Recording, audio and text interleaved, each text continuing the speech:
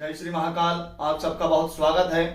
आज हम चर्चा करेंगे मेष लग्न में अगर द्वितीय भाव अर्थात वृषभ राशि में चंद्रमा विराजमान हो तो जातक के जीवन में उसे कैसा फल प्राप्त होता है, उसके जीवन में क्या शुभ होता है, क्या अशुभ होता है और किस प्रकार की जातक के जीवन में स्थिति होती है। इन विषयों पर हम विस्तार से चर्चा करेंगे। आप चैनल पर हैं, वीडियो को देख रहे हैं तो सब्सक्राइब जरूर कर दीजिए, बेल आइकन को दबाइए, क्योंकि आपको यहाँ पर ज्योतिष, वास्तु और हस्तरेखा संबंधी ज्ञान लगातार प्राप्त होता रहता है।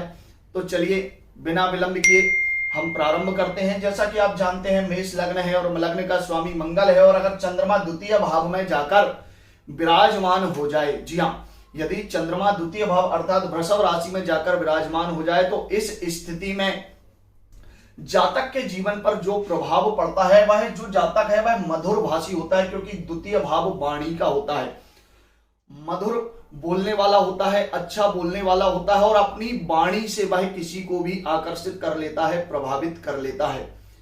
मधुर वाणी, शब्दों का बहुत अच्छे से प्रयोग करना, सरल भाषा में बोलना और प्रिय वाक्य बोलने वाले जो है ऐसे जातक हो जाते हैं। हालांकि लग्न का प्रभाव जातक के स्वभाव में देखने को मिलता है, लेकिन चंद्रमा जब द्वितीय भाव में जाकर विराजमान हो जाता है वृषभ राशि में तो ऐसे जातक की वाणी में नम्रता हो जाती है, यदि चंद्रमा अच्छा है तो। उसके साथ साथ जो जातक होते हैं वह काफी अच्छी भाषा शैली को जानने वाले होते हैं और किसी को भी आकर्षण करने की क्षमता इनके अंदर हमें देखने को मिलती है। विशेष रूप से इनकी वाणी का प्रभाव बहुत ही अच्छा होता है और लोग इन्हें सुनना पसंद करते हैं, इनकी बातों को सुनना पसंद करते हैं। तो यह स्थिति मेष लग्न में यदि चंद्रमा द्वितीय भाव में बैठ जाए तो बनता है।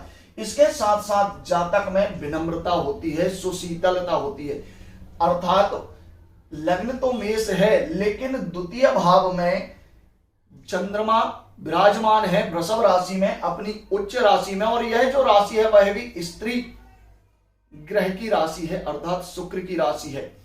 तो मातृत्व गुण, ममता, विनय, सुशीतलता स्वाभाविक रूप से ऐसे जातक के स्वभाव में आ जाती है, उसके व्यवहार में आ जाती है, उसकी वाणी में आ जाती है। तो ऐसे जो जातक होते हैं सभी लोगों का सम्मान करने वाले होते हैं, स्त्रियों के बड़े प्रेमी होते हैं, स्त्रियों से स्नेह प्रेम संबंध अधिक रखने वाले होते हैं और इनका जो व्यवहार होता है वह जल की तरह होता है। पात्र कैसा भी हो अपने आप को उसमें एक जैसा कर लेते हैं। कहने का अर्थ यह है कि बड़ों के साथ बैठेंगे तो उनकी तरह व्यवहार, युवाओं के साथ बैठेंगे तो उनकी तरह व्यवहार और बच्चों के साथ बैठेंगे तो उनकी तरह व्यवहार रखने वाले होते हैं। ऐसे जातकों में बहुत अधिक उम्र तक बचपना देखा जा सकता है, वह अपने बचपने से बाहर नहीं आते हैं, कल्पनाशील होते हैं, कल्पनाओं में रहना पसंद करते हैं, अपनी इच्छा के अनुसार अपना जीवन व्यतीत करना पसंद करते हैं। कुटुंब के प्रेमी होते हैं, द्वितीय भाव से कुटुंब परिवार को देखा जाता है और ऐसे जो जातक होते हैं कुटुंब के प्रेमी होते हैं, अपने परिवार की महिलाओं से इनका व्यवहार बहुत अच्छा होता है और इसी के साथ साथ परिवार के संचालन का कार्य भी ऐसे जातक करते हैं। इनका जो स्वभाव होता है परिवार को साथ लेकर चलने का होता है।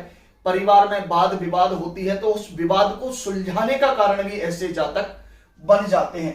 उसी के साथ साथ स्त्री और संतान के सुख से युक्त भी ऐसे जातक देखे जाते हैं। जी हाँ, जिन लोगों की मेष लग्न है चंद्रमा वृषभ राशि में अगर विराजमान है तो स्त्री और संतान के सुख से ऐसे जातक युक्त होते हैं और उनका परिवार काफी बड़ा होता है, विस्तृत होता है और अपने संयुक्त परिवार ज्वाइंट फैमिली में ऐसे जातक सदैव निवास करते हैं। विद्वान, जी हाँ, विद्वान, ज्ञान इन्हें बहुत अच्छा होता है, दूरदृष्टि वाले होते हैं, भविष्य में होने वाले परिणाम का पूर्वाभास भी ऐसे जातक कर लेते हैं।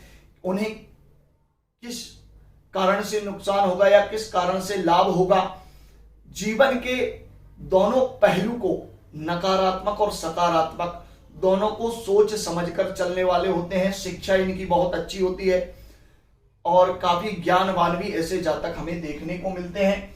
साथ में धनवान होते हैं। जी हाँ, उच्च का चंद्रमा यदि धन भाव में विराजमान हो जाए तो इसमें शंका नहीं करना चाहिए।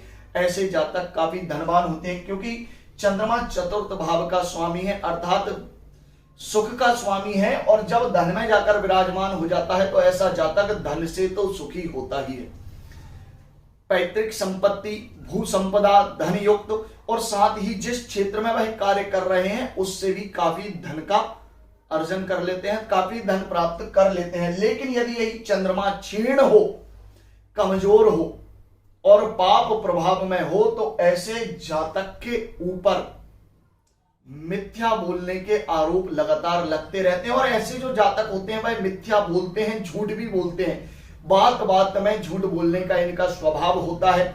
लगातार ऐसे जो जातक होते हैं वह बहुत काल्पनिक बातें करते हैं, जो नहीं है उसे भी है बोल जाते हैं। तो मिथ्यावादी भी ऐसे जातक होते हैं।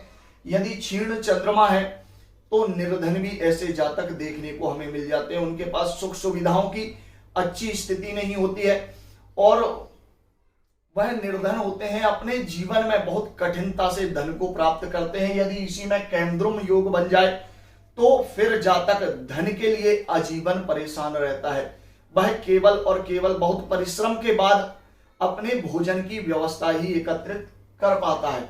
इस स्थिति में देखा भी गया है कि ऐसे जातकों के घर में कन्याएं अधिक होती हैं, अर्थात उन्हें स्त्री संतान का सुख बहुत प्राप्त होता है। कन्याएं अधिक होंगी, पुत्र संतान का योग उन्हें बहुत ही मुश्किल से बनता है। तो द्वितीय भाव में चंद्रमा क्षीण होगा तो मानसिक रोग भी जातक के अंदर दे देता है। ऐसा जातक मनोरोग से युक्त होता है और साथ ही अच्छी शिक्षा लेने के बाद भी उस शिक्षा का सदुपयोग नहीं कर पाता है।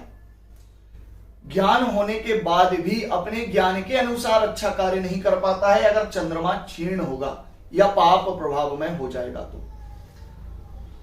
इसीलिए द्वितीय भाव में बलवान चंद्रमा का होना अच्छा माना गया है और क्षीण चंद्रमा उसी फल को विपरीत भी कर देता है, जातक के भाग्य में अवरोध उत्पन्न करता है। ऐसा जातक भाग्यवान नहीं होता है, उसके जीवन में अचानक घटनाएं घटित होती हैं, उसका वैवाहिक जीवन सुखी नहीं होता है, उसे वैवाहिक सुख में भी काफी दिक्कत होती है। स्त्री सदैव रोगी बनी रहती है, किसी ना किसी रोग में लगातार उसका धन खर्च होता रहता है। तो यह स्थिति क्षीण चंद्रमा के कारण बनती है। यदि चंद्रमा बलवान है, अच्छा है, तो जातक को सभी प्रकार की सुख सुविधा भोग सब कुछ प्रदान करता है। अगर आपकी कुंडली में चंद्रमा अच्छा है तो स्वाभाविक रूप से आपको काफी सुख सुविधाएं प्राप्त होंगी। यदि कमजोर है तो उसका फल विपरीत हो जाएगा। अगर मेरे द्वारा दी जानकारी अच्छी लगी है और आप इस बात को समझ पाए हैं तो कमेंट बॉक्स में कमेंट करके जरूर बताइए और अपने चंद्रमा के विषय में भी बताइए कि किस प्रकार का फल आपको अपने चंद्रमा से प्राप्त हो रहा है। और चैनल को सब्सक्राइब कीजिए, बेल आइकन को दबाइए। अगले वीडियो में पुनः मिलेंगे, तब तक के लिए जय श्री महाकाल।